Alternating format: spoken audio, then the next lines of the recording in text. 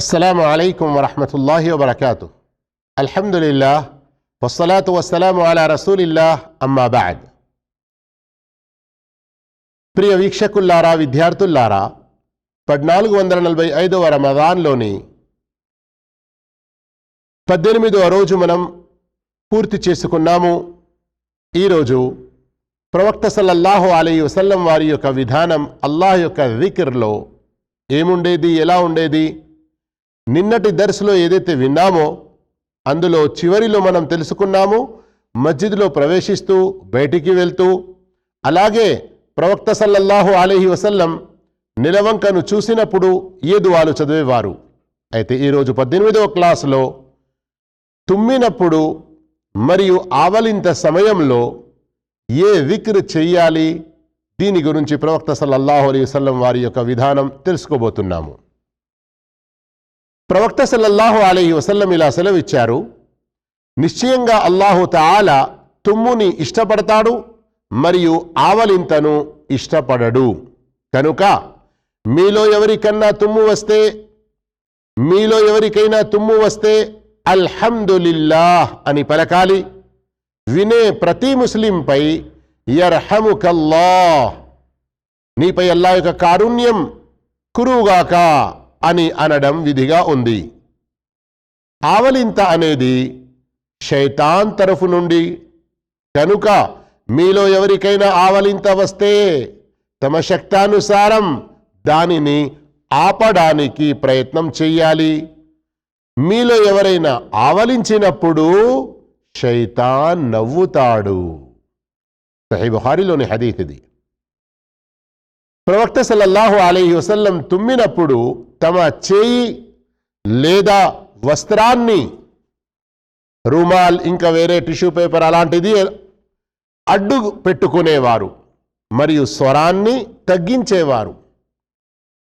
Hazrat Abdullah bin Umar రదియల్లాహు అన్హుమా తుమ్మి అల్హమ్దులిల్లా అంటే దగ్గరున్న వారిలో ఎవరైనా యర్హముకల్లా అని అంటే ఆయన దానికి బదులుగా జవాబుగా యర్హమునల్లాహు వ ఇయ్యాకుం వయగ్ఫిరు లనా వలకుం అంటే అల్లాహ్ మాపై మరియు మీపై కరుణించుగాక మరియు మిమ్మల్ని మరియు మమ్మల్ని క్షమించుగాక. ఇక్కడ ఎవరైతే దీనిని పీడిఎఫ్లో చూస్తున్నారో గమనించండి, వయగ్ఫిర్ లనా కాదు, వయగ్ఫిరు లనా. ప్రవక్త సల్లల్లాహు అలైహి వసల్లం ఇంకా ఇలా తెలిపారు: మీలో ఎవరైనా తుమ్మినప్పుడు అల్హమ్దులిల్లా అనండి. ఇతనికి జవాబుగా ఇతని సోదరుడు లేదా సహచరుడు యర్హముకల్లాహ్ అనాలి. మళ్ళీ ఇతను అంటే తుమ్మినవారు యర్హముకల్లాహ్కి జవాబుగా యహదీకుముల్లాహు వయుస్లిహు బాలకుం అనాలి. ఏంటి భావం? అల్లాహ్ మీకు సన్మార్గం చూపుగాక మరియు మిమ్మల్ని సరిదిద్దుగాక. మీలో ఎవరైనా తుమ్మి అల్హమ్దులిల్లా అన్నప్పుడే అతనికి యర్హముకల్లా అని జవాబివ్వండి. ఒకవేళ తుమ్మిన వ్యక్తి అల్హమ్దులిల్లా అనకపోతే అతనికి జవాబు ఇవ్వకండి. కానీ ఒకవేళ అతను మర్చిపోయాడు కావచ్చు, గుర్తు చేస్తే పాపం లేదు, మంచి విషయమే. ఇక ఎవరైనా వ్యక్తి 3 సార్లు కంటే ఎక్కువ తుమ్మినప్పుడు ప్రవక్త సల్లల్లాహు అలైహి వసల్లం అతనికి బదులు యర్హముకల్లా అని ఇచ్చేవారు కాదు. ఇలాంటి సందర్భం ఒకసారి వచ్చినప్పుడు ప్రవక్త చెప్పారు, ఇతనికి జలుబు అయింది. ఇక్కడ వేరే ఒక సందర్భంలో ఇమామ్ ఇబ్నుల్ ఖయ్యిమ్ రహిమహుల్లా చెప్పారు, దీని భావం ఏంటంటే అతని యొక్క స్వస్థత, ఆరోగ్యం కొరకు దుఆ చెయ్యాలి. ఉదాహరణకు ఆఫాకల్లాహ్, అల్లా మీకు సంక్షేమం, ఆరోగ్యం ప్రసాదించుగాక అని భావం. సహీహ్ హదీసులో వచ్చింది, యూదులు ప్రవక్త సల్లల్లాహు అలైహి వసల్లం వద్దకు వచ్చి కావాలని తుమ్మేవారు. తద్వారా ప్రవక్త సల్లల్లాహు అలైహి వసల్లం యర్హముకల్లాహ్ అంటే వారికి ఆ కరుణ యొక్క దుఆ లభిస్తుందని ఆశించేవారు. కానీ ప్రవక్త సల్లల్లాహు అలైహి వసల్లం యహ్దీకుముల్లాహు వయుస్లిహు బాలకుం అని జవాబిచ్చేవారు. అంటే ఏంటో తెలుసుకున్నాం కదా ఇంతకుముందే. అల్లాహ్ మీకు సన్మార్గం చూపుగాక మరియు మిమ్మల్ని సరిదిద్దుగాక. ఇక రండి మనం ప్రవక్త సల్లల్లాహు అలైహి వసల్లం విధానం. వ్యాధిగ్రస్తుని పరామర్శించేటప్పుడు, అతన్ని చూడడానికి వెళ్ళినప్పుడు చదివే దుఆలో ఏముండినదో తెలుసుకుందాము. ప్రవక్త సల్లల్లాహు అలైహి వసల్లం ఇలా తెలిపారు: మీలో ఎవరైనా వ్యాధిగ్రస్తుని పరామర్శించి ఈ దుఆ చేస్తే ఆ రోగం, ఆపద ఈ దుఆ చదివిన వారికి తగలదు. ఏంటి దుఆ? అల్హమ్దులిల్లాహిల్లదీ ఆఫానీ మిమ్మా ఇబ్తలాక బిహ్ వఫద్దలనీ అలా కసీరిన్ మిమ్మన్ ఖలక తఫ్దీలా. సర్వస్తోత్రములు అల్లాహ్కే చెందుతాయి. అల్లాహ్ నిన్ను పరీక్షిస్తున్న దాని నుండి నన్ను క్షేమంగా ఉంచాడు మరియు ఆయన తన సృష్టిలో అనేకులపై నాకు ప్రాధాన్యతనొసగాడు. ఇక రండి, ప్రవక్త సల్లల్లాహు అలైహి వసల్లం కోడి కూత మరియు గాడిద గాండ్రింపు విన్నప్పుడు చదివే దుఆలో విధానం ఏముండినది తెలుసుకుందాము. ప్రవక్త సల్లల్లాహు అలైహి వసల్లం తమ అనుచర సమాజానికి గాడిద గాండ్రింపు వింటే అఊదు బిల్లాహి మినష్ షైతానిర్ రజీం చదవాలని, అంటే షైతాన్ నుండి శరణు కోరమని ఆదేశించారు. అదే ఒకవేళ కోడి పుంజు కూత వింటే అల్లాహ్తో ఆయన అనుగ్రహాన్ని అర్థించండి అని తెలిపారు. అంటే ఏమిటి? అల్లాహుమ్మ ఇన్ని అస్అలుక మిన్ ఫద్లిక. కోపం వచ్చినప్పుడు ప్రవక్త సల్లల్లాహు అలైహి వసల్లం యొక్క విధానం ఏమిటి? ప్రవక్త సల్లల్లాహు అలైహి వసల్లం ప్రజలకు కోపం వచ్చినప్పుడు వుదు చేయమని, నిలబడి ఉంటే కూర్చోమని, కూర్చొని ఉంటే పడుకోమని మరియు శాపగ్రస్తుడైన శైతాన్ బారి నుండి అల్లాహ్ యొక్క శరణ వేడుకోమని ఆదేశించారు. అంటే అఊదు బిల్లాహి మినష్ షైతానిర్ రజీం చదవాలి. ఇక రండి సోదర మహాశివులారా, అజాన్, దాని యొక్క జవాబ్ మరియు దాని తర్వాత చదివే దుఆలలో ప్రవక్త విధానాన్ని తెలుసుకుందాము. అజాన్ ఇచ్చే విషయంలో ముందు తర్జీ మరియు తర్జీ లేకుండా, అంటే ఈ రెండు విధాలుగా ప్రవక్త సల్లల్లాహు అలైహి వసల్లం ద్వారా అజాన్ రుజువైనది. అంటే రుజువైనది అంటే ఏంటి? ఇక్కడ తర్జీ మరియు తర్జీ లేకుండా రెండు విధాలుగా అజాన్ ఇవ్వచ్చు అని ప్రవక్త సల్లల్లాహు అలైహి వసల్లం నేర్పారు. తర్జీ అంటే ఏమిటి?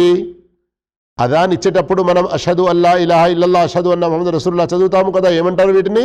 షహాదత్ అంటారు. ఈ షహాదత్ యొక్క పదాలు ఒక్కొక్క పదం 4 సార్లు చదవడం. అషదు అల్లా ఇలాహా ఇల్లల్లాహ్, అషదు అల్లా ఇలాహా ఇల్లల్లాహ్, అషదు అల్లా ఇలాహా ఇల్లల్లాహ్, అషదు అల్లా ఇలాహా ఇల్లల్లాహ్, అషదు అన్న ముహమ్మద్ రసూలుల్లాహ్, అషదు అన్న ముహమ్మద్ రసూలుల్లాహ్, అషదు అన్న ముహమ్మద్ రసూలుల్లాహ్, అషదు అన్న ముహమ్మద్ రసూలుల్లాహ్. క్రమం అదే. ఎలా అజాన్ ఇస్తామో మనం ముందు అల్లాహు అక్బర్, కానీ ఎప్పుడైతే ఈ షహాదతైన్ పలుకుతామో ఒక్కొక్కటి 4 సార్లు పలకడం, దీన్ని తర్జీ అంటారు. మరియు ఇకామత్ ఒకసారి లేదా 2 సార్లు ఇవ్వడం కూడా అనుమతి ఇవ్వబడినది. అయితే అన్ని స్థితుల్లో ఇకామత్ ఒక్కసారి ఇచ్చినా, ఒక్కొక్కసారి లేదా 2 సార్లు, కద్ కామతి సలాహ్ మాత్రం 2 సార్లు అనడమే రుజువైన విషయం. ఒక్కసారి అన్నట్లుగా ఎక్కడ ఏ ఆధారం లేదు. అయితే ఈ అజాన్ యొక్క పద్ధతి అర్థమైందా మీకు? సర్వసామాన్యంగా మన ప్రాంతాల్లో అజాన్ తర్జీ ఎప్పుడైనా ఒకసారి అహ్లే హదీస్ మస్జిదులలో ఇచ్చినది గమనించడం జరిగింది. మేము కూడా కొన్ని సందర్భాల్లో ఇచ్చాము. ఎప్పుడైతే తర్జీ అజాన్ ఇస్తారో డబల్ ఇకామత్ చెప్పాలి. ఎలాగైతే ఈ రోజుల్లో మన ఇండియాలోని సర్వసామాన్యంగా మన హనఫీ సోదరుల మస్జిదులలో ఇకామత్ వింటామో ఆ పద్ధతిలో. మరియు తర్జీ లేకుండా అజాన్ అంటే సర్వసామాన్యంగా మనం ఏదైతే వింటామో అది. ఇలా అజాన్ ఇచ్చినప్పుడు ఒక్కోసారి ఇకామత్ అనాలి, ఎలాగైతే హరంలో, హరమైన్లో మరియు హదీస్ మస్జిద్లలో మీరు వింటూ ఉంటారు. అయితే మీకు కేవలం తెలియడానికి ఈ కొన్ని పేర్లు నేను ప్రస్తావించాను. ప్రవక్త సల్లల్లాహు అలైహి వసల్లం తమ అనుచర సమాజానికి ముఅద్దిన్ ఎలా పలికితే అలాగే జవాబు ఇవ్వాలని, కానీ హయ్య అల స్సలా మరియు హయ్య అలల్ ఫలాహ్ అన్నప్పుడు లా హౌల వలా కువ్వత ఇల్లా బిల్లాహ్ అని జవాబు ఇవ్వమని ఆదేశించారు. మరొక హదీస్ ప్రవక్త సల్లల్లాహు అలైహి వసల్లం ప్రవచనం, ఎవరైతే అదాన్ విని ఈ దువా చదువుతాడో అతని పాపాలు మన్నించబడతాయి. మాషా అల్లా, ఎంత గొప్ప విషయం గమనించండి. ఈ దువాను మీ మొబైళ్లలో స్క్రీన్ షేర్ తీసుకొని భద్రంగా ఉంచుకోండి. ఎప్పుడు అదాన్ వింటారో అప్పుడు అదాన్ యొక్క జవాబు ఇవ్వండి, ఆ వెంటనే ఈ దువా చదవండి. ఏంటి లాభం? మీ పాపాలు మన్నించబడతాయి. ఏంటి దుఆ? అష్హదు అల్లా ఇలాహ ఇల్లల్లాహ్ వహ్దహు లా షరీక లహ్ వ అన్న ముహమ్మదన్ అబ్దుహు వ రసూలుహు రదీతు బిల్లాహి రబ్బా వ బి ముహమ్మదిన్ రసూలా వ బిల్ ఇస్లామి దీనా. అజాన్ వినేవారు ముఅద్దిన్కి బదులు ఇచ్చాక ప్రవక్త సల్లల్లాహు అలైహి వసల్లంపై దరూద్ చదివి ఆ తర్వాత ఈ దువా చదవాలని ప్రవక్త సల్లల్లాహు అలైహి వసల్లం ఆదేశించారు. ఇంకా ఈ దువా చదవడం వల్ల అతనికి ప్రళయ దినాన ప్రవక్త యొక్క సిఫారసు లభిస్తుందని కూడా శుభవార్త ఇచ్చారు. అల్లాహు అక్బర్. అల్లాహు తఆలా ఈ దువా మనందరికీ చదివేటువంటి భాగ్యం ప్రసాదించుగాక. లేదా అంటే అనేక మంది జవాబు ఇవ్వడంలో కూడా చాలా అశ్రద్ధ వహిస్తారు, మాట్లాడుకుంటూ ఉంటారు, మొబైల్ ఫోన్లలో బిజీ ఉంటారు. మరి ముస్లిం షరీఫ్లో వచ్చిన హదీస్, ఎవరైతే ముఅద్దిన్ యొక్క పలుకు ఎలా ఉంటుందో అలా జవాబిస్తూ ఉంటారో, కేవలం హయ్య అలా సలాహ్ అల్ ఫలాహ్ సందర్భంలో లా హౌల వలా కువ్వత ఇల్లా బిల్లాహ్ అంటారో, ఆ యొక్క జవాబు మనస్ఫూర్తిగా నమ్మకంతో ఇచ్చారంటే దఖలల్ జన్న, స్వర్గంలో ప్రవేశిస్తారు. ఉమర్ రదియల్లాహు అన్హు ఉల్లేఖించిన హదీస్ మరియు సహీ ముస్లింలో ఉంది. ఇక అజాన్ యొక్క జవాబు ఇచ్చిన తర్వాత, దరూద్ చదివిన తర్వాత మరొక దుఆ, ఇది చదివితే ఏంటి లాభం? ప్రవక్త సిఫారసు లభిస్తుంది. ఏంటి దుఆ? అల్లాహుమ్మ రబ్బ హాదిహి దావతి తామ్మహ్ వస్సలాతిల్ ఖాయిమహ్ ఆతి ముహమ్మదనిల్ వసీలత వల్ ఫదీలత వబ్అత్హు మకామన్ మహ్మూదన్ అల్లదీ వఅద్తహ్. చదువుతారు కదా ఇన్షాఅల్లా. ఇంకా ప్రవక్త సల్లల్లాహు అలైహి వసల్లం ఇలా తెలిపారు, అదాన్ మరియు ఇకామత్ల మధ్యలో చేసే అటువంటి దుఆ ఎన్నటికీ రద్దు కాదు. ఇక రండి, ప్రవక్త సల్లల్లాహు అలైహి వసల్లం జిల్హిజ్జా తొలి దశలో జిక్ర్ చేసే విధానం ఏముండినది?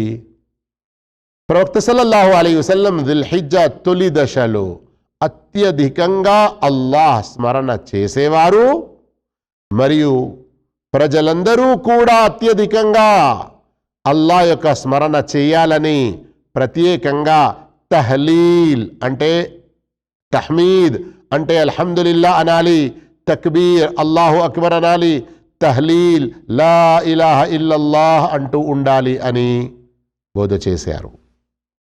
ఇక రండి, ప్రవక్త సల్లల్లాహు అలైహి వసల్లం యొక్క విధానం ఖురాన్ తిలావత్ విషయంలో ఎలా ఉండేది తెలుసుకుందాము.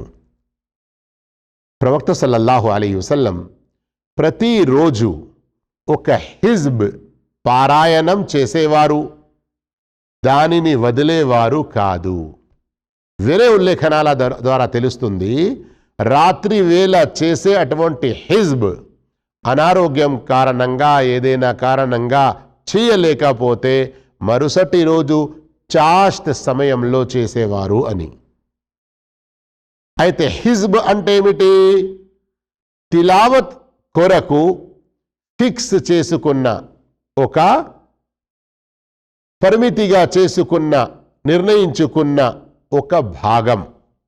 అది ఇక తమ ఇష్ట ప్రకారం ఎవరైనా సగం పారా, ఎవరైనా ఒక్క పారా, మరికొందరు పుణ్యాత్ములు 3 5 పారాలు కూడా పెట్టుకుంటారు. ఖురాన్లో మొత్తం 7 మంజిల్ ఉన్నాయి. కొందరు ఒక్కొక్క మంజిల్ ఒక్కొక్క రోజు చదువుతారు. అబ్దుల్లా బిన్ అమర్ ఇబ్న్ అల్-ఆస్ రదియల్లాహు తఆలా వారి ఉల్లేఖనం ఆధారంగా దీన్ని నిర్ణయించడం జరిగింది. అల్హమ్దులిల్లాహ్, ఎంత ఎక్కువగా ఖురాన్ చదివితే అంతే మన ఇండ్లల్లో శుభం, మేలు, బర్కత్లు అల్లాహ్ తఆలా ప్రసాదిస్తూ ఉంటాడు. ప్రవక్త సల్లల్లాహు అలైహి వసల్లం ఖురాన్ తిలావత్ ఆగి ఆగి నింపాదిగా ఒక్కో అక్షరాన్ని స్పష్టంగా పారాయణం చేసేవారు. వేగంగా చదివేవారు కాదు, అలాగే త్వరగా కూడా చదివేవారు కాదు. వేగంగా మరియు త్వరగా రెండు విషయాలు అర్థమవుతున్నాయి కదా. అంటే పదాలు ఒకదాని వెనక ఒకటి ఎంత స్పీడ్ అంటే ఏం పలుకుతున్నారో అర్థం కాకుండా ఉండడం. మరికొన్ని సందర్భాల్లో కొందరు పదాలు స్పష్టంగా పలుకుతారు, కానీ వేగం చాలా ఎక్కువగా ఉంటుంది. ఇవి రెండూ కూడా కాకుండా నిదానంగా, నింపాదిగా. ఎంత నింపాదిగా అంటే మరీ ఒక్కొక్క పదంపై ఆగినట్లుగా కాదు, ఒక్కొక్క పదం అంటున్నాను.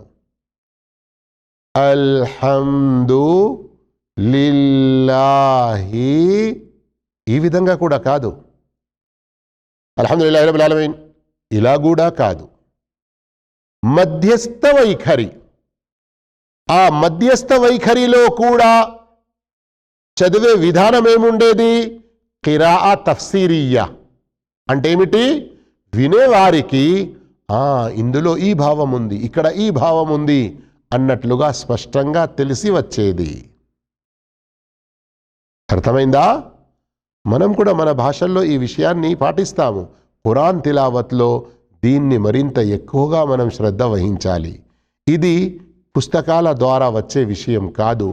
మంచి ఖిరాఅత్కు సంబంధించిన ఎక్స్పర్ట్ ఉలమాలను సంప్రదించి వారితో డైరెక్ట్ ముఖాముఖిగా నేర్చుకునే అటువంటి విషయం ఇది.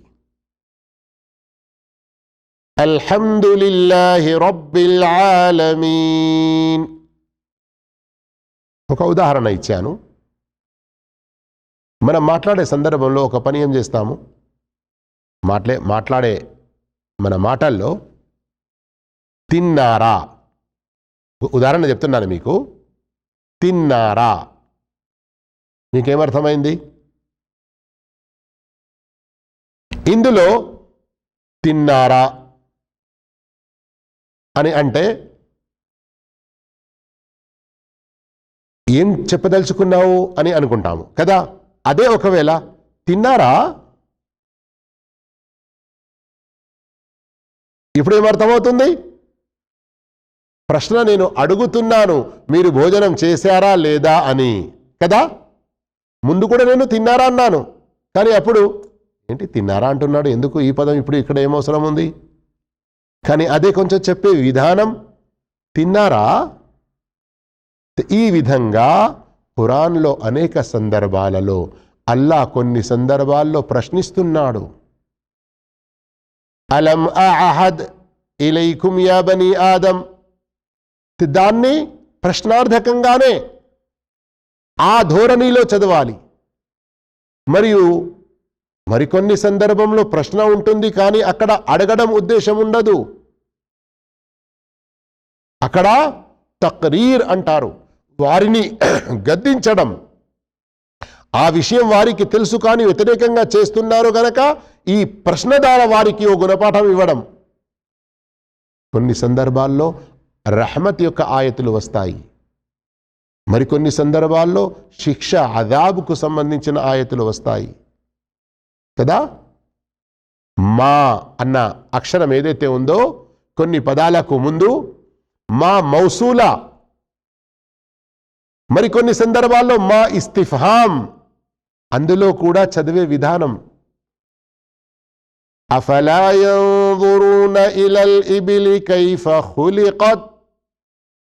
ఇక్కడ కూడా చదివే విధానంలో ప్రశ్న వారికి ఆలోచించాలి, అల్లాహ్ యొక్క ఈ సృష్టిలో అన్నటువంటి ఒక భావం వినేవారికి కలగాలి. స్వయం చదివేవారు కూడా ఆ భావనతో చదివినప్పుడు వినేవారికి ఆ విషయం అర్థమవుతుంది. ఉన్నాయండి, ఖురాన్లో చాలా విషయాలు ఉన్నాయి ఇంకా మనం నేర్చుకోవలసినవి. అల్లాహ్ మనందరికీ ఆ భాగ్యం ప్రసాదించుగాక. ప్రవక్త సల్లల్లాహు అలైహి వసల్లం ఖురాన్ యొక్క ప్రతి ఆయతును వేరువేరుగా చదివేవారు. ఒక్కో ఆయత్పై ఆగేవారు. సూరాలను ఆగి అంటే నింపాదిగా ఎలా తిలావత్ చేసేవారంటే వినేవారికి ఇది చాలా దీర్ఘమైన సూరానా అని అర్థమయ్యేది. అలాగే ప్రవక్త సల్లల్లాహు అలైహి వసల్లం మద్ దీర్ఘం ఉన్న పదాలను, ఉదాహరణకు అర్ రహమాన్ అర్ రహీం ఉంది కదా, లాగి గుంజి దీర్ఘంగా చదివేవారు. ఎలా? అర్ రహమాన్ రహీం ఇలా కాదు, తప్పు ఇది. అర్ రహమాన్ రహీం. ఇంకా వేరే ఎక్కడెక్కడ మద్ వస్తుందో ప్రత్యేకంగా ఆయత్ యొక్క చివరిలో అల్హమ్దులిల్లాహి రబ్బిల్ ఆలమీన్ అర్ రహమానిర్ రహీం మాలికి యౌమిద్దీన్. ప్రతి ఆయత్పై ఆగేవారు. ఆయత్ మధ్యలో కానీ చివరిలో కానీ మద్ ఎక్కడైతే ఉంటుందో దాన్ని కొంచెం లాగి గుంజి చదివేవారు. ప్రవక్త సల్లల్లాహు అలైహి వసల్లం పారాయణం తిలావత్ ప్రారంభించే ముందు శాపగ్రస్తుడైన శైతాన్ వారి నుండి అల్లాహ్ శరణు వేడుకునేవారు. అనగా అఊదు బిల్లాహి మినష్ షైతానిర్ రజీం అని. మరికొన్ని సందర్భాల్లో అల్లాహుమ్మ ఇన్ని అఊదు బిక మినష్ షైతానిర్ రజీం మిన్ హమ్జిహి వనఫ్ఖిహి వనఫథిహి అని చదివేవారు. ప్రవక్త సల్లల్లాహు అలైహి వసల్లం నిలబడి, కూర్చొని, పడుకొని, వుదు స్థితిలో, వుదు లేని స్థితిలో, అన్ని పరిస్థితుల్లో ఖురాన్ పారాయణం చేసేవారు. కానీ అశుద్ధావస్థలో, నైట్ ఫెయిల్ జరిగినప్పుడు, భార్యాభర్తలు కలుసుకున్నప్పుడు ఏ అశుద్ధావస్థలో ఉంటారో ఆ అశుద్ధావస్థలో ఖురాన్ పారాయణం చేసేవారు కాదు. మీరు ఇక్కడ కొంచెం ఆశ్చర్యపోతున్నారు కదా, వుజు లేకుండా కూడా ఖురాన్ చదివేవారు అని. అయితే ప్రవక్త సల్లల్లాహు అలైహి వసల్లం స్వయంగా తమ హిఫ్జ్ కంఠస్థం ఉన్న ఖురానే చదివేవారు. ప్రవక్త వారికి పూర్తి ఖురాన్ కంఠస్థం ఉండినది. ఎప్పటిప్పుడు ఎంత అవతరించిందో అదంతా కూడా పుస్తక రూపంలో ప్రవక్త కాలంలో లేదా ప్రవక్త వద్ద లేకుండినది పుస్తక రూపంలో తీసి చూసి చదివేవారు కాదు. ఎప్పుడైనా ఏదైనా కొన్ని ఆయతులు ఏదైనా ఒక పలక మీద, ఏదైనా ఎముక మీద ఇలాంటివి రాసి ఉండేవి. ఏదైనా తోలు మీద అవసరం ఉన్నప్పుడు దాన్ని చూడడం, అది రుజువై ఉన్నది. కానీ సర్వసామాన్యంగా ఖురాన్ చూడకుండానే చదివేవారు ప్రవక్త సల్లల్లాహు అలైహి వసల్లం. అయితే ఈ విధంగా ఖురాన్ ఒకవేళ పుస్తక రూపంలో ఏదైతే ఉందో దాన్ని మనం పట్టుకొని చదవాలనుకుంటే వుదు స్థితిలో ఉండడమే ఉత్తమము, మేలు. కాకపోతే వుజు లేకుండా చదివే విషయంలో కొందరు ధర్మవేత్తలు కొన్ని ఆధారాలు చూపుతారు. కానీ అధిక శాతం జుమ్హూర్ ఉలమా వుదుతోనే ఖురాన్ వుదు చేసుకొని ఖురాన్ పట్టుకొని చదవాలి అన్నటువంటి విషయమే చెప్తున్నారు. ఒకవేళ ఎవరైనా ఖురాన్ పట్టుకోకుండా మొబైల్లో చదువుకుంటే లేదా తమకు కంఠస్థం ఉన్నది చదువుకుంటే అందులో వుదు యొక్క షరతేమీ లేదు. ప్రవక్త సల్లల్లాహు అలైహి వసల్లం ఉత్తమమైన స్వరంతో ఖురాన్ పారాయణం చేసేవారు. మరియు ఇలా అనేవారు, ఎవరైతే ఖురాన్ సుందరమైన స్వరంతో చదవడో వాడు మన విధానంలోని వాడు కాదు. మరో ఉల్లేఖనంలో ఉంది, ప్రవక్త సల్లల్లాహు అలైహి వసల్లం తెలిపారు, జయ్యినుల్ ఖురాన బి అస్వాతికుం, ఖురాన్ను మీ కంఠ స్వరాల ద్వారా అలంకరించండి. అంటే మంచి రీతిలో చదవాలి, ఏదో ఫిలిం పాటల మాదిరిగా కాదు. మరి ఖురాన్ దాని యొక్క అరబీ శైలిలో, దాని యొక్క తజ్వీద్తో, మంచి స్వరంతో చదవాలి. అల్హమ్దులిల్లా, ఇది మనకు చాలా పుణ్యకార్యం కూడా. ఒక సందర్భంలో ప్రవక్త సల్లల్లాహు అలైహి వసల్లం రాత్రి వేళ నడుస్తూ ఉన్నారు. అబూ మూసా అషారీ రదియల్లాహు తఆలా ఇంటి పక్క నుండి వెళ్తూ ఉంటే ఆయన తిలావత్ వినబడితే కొంతసేపు అక్కడే ఉండి ప్రవక్త సల్లల్లాహు అలైహి వసల్లం ఆయన తిలావత్ విన్నారు. మరుసటి రోజు ప్రవక్త వద్దకు ఆయన వచ్చిన తర్వాత చెప్పారు, అబూ మూసా, రాత్రి నీవు తిలావత్ ఏదైతే చేసావో చాలా మంచి స్వరం ఉంది నీకు. దావుద్ అలైహిస్సలాం వారికి అల్లాహు తాలా తిలావత్ సంబంధించి ఏ ధోరణి ఇచ్చాడో వాటిలో ఒక భాగం నీకు కూడా ప్రాప్తించడం జరిగింది. అప్పుడు అబూ మూసా అషరీ రదియల్లాహు తఆలా ఏమన్నారో తెలుసా? ప్రవక్త, ఒకవేళ మీరు ఖురాన్ నా తిలావత్ వింటున్నారు అని తెలిస్తే నేను మరింత మంచిగా చదివేవాడిని. దీని ద్వారా ఏం తెలుస్తుంది? కనీసం 2 విషయాలు తెలుస్తున్నాయి. ఒకటి, ఖురాన్ తిలావత్ ఎంత మంచి స్వరంతో చదివితే అంతే మంచిది, బాగుంటుంది, పుణ్యం కూడా ఉంటుంది. మరియు ప్రవక్త సల్లల్లాహు అలైహి వసల్లం ఇలాంటి సహాబాల ద్వారా వినడం కూడా ఇష్టపడేవారు. గమనించండి, ప్రవక్త సల్లల్లాహు అలైహి వసల్లం ఇతరుల స్వరంతో కూడా పారాయణం వినడం ఇష్టపడేవారు. ఇప్పుడే విన్నాము మనం అబ్దుల్లా బిన్ మసూద్, ఇంకా వేరే సహాబాలతో విన్నటువంటి ఆధారాలు కూడా ఉన్నాయి. ప్రవక్త సల్లల్లాహు అలైహి వసల్లం సజ్దా ఆయత్ తిలావత్ చేసినప్పుడు అల్లాహు అక్బర్ అని సజ్దాలోకి వెళ్ళేవారు. ఆయన ఒక్కోసారి సజ్దాలో ఈ దువా చదివేవారు, సజద వజ్హియ లిల్లదీ ఖలకహు వషక్క సమఅహు వబసరహు బిహౌలిహి వకువ్వతిహి. మరో లేఖనంలో ఫతబారకల్లాహు అహ్సనుల్ ఖాలికీన్ అని ఉంది. మరికొన్ని సందర్భాల్లో ప్రవక్త సల్లల్లాహు అలైహి వసల్లం ఈ దువా చదివేవారు, అల్లాహుమ్మ అక్తుబ్ లీ బిహా ఇందక అజ్రా వదఅ అన్నీ బిహా విజ్రా వజఅల్హా లీ ఇందక ذుఖ్రా వతకబ్బల్హా మిన్నీ కమా తకబ్బల్తహా మిన్ అబ్దిక దావూద్. ప్రవక్త సల్లల్లాహు అలైహి వసల్లం సజ్దా తిలావత్ నుండి లేసినప్పుడు అల్లాహు అక్బర్ అనేవారు కాదు. ఇది ఒంటరిగా ఉండేది ఉంటే. అలాగే దీనికి నుంచి ప్రత్యేకమైన తషహుద్ లేదా సలాం కూడా అవసరం లేదు. కానీ జహరీ నమాజ్లో, ఫజర్, మగ్రిబ్, ఇషా లాంటి జహరీ నమాజ్లో తిలావత్ చేస్తున్నప్పుడు ఒకవేళ సజ్దా ఆయత్ చదివితే ఇమాం అల్లాహు అక్బర్ అని సజ్దాలో వెళ్ళాలి, అల్లాహు అక్బర్ అని పైకి లేవాలి. వెనుక ఉన్న వారికి కూడా తెలియాలి ఇమాం సజ్దాలో వెళ్తున్నారు, సజ్దా నుండి లేస్తున్నారు అని. కానీ ఒంటరిగా చదివినప్పుడు పర్లేదు. ఈ విధంగా సోదర మహాశివులారా, మనం 18వ పాఠం పూర్తి చేసుకున్నాము. ఇన్షా అల్లా మరుసటి రోజు 19వ పాఠం మనం తెలుసుకుంటాము. దాని కొరకు సిద్ధంగా ఉండండి. అల్లా మనందరికీ మంచి జ్ఞానం మరియు ప్రవక్త సల్లల్లాహు అలైహి వసల్లం విధానాలను తెలుసుకుంటూ ఉండి ఆయా సందర్భాల్లో ఆచరించే భాగ్యం కూడా ప్రసాదించుగాక. ఆమీన్. వాఖిరు దావానా అల్హమ్దులిల్లాహి రబ్బిల్ ఆలమీన్. వస్సలాము అలైకుం వరహ్మతుల్లాహి వబరకాతుహు.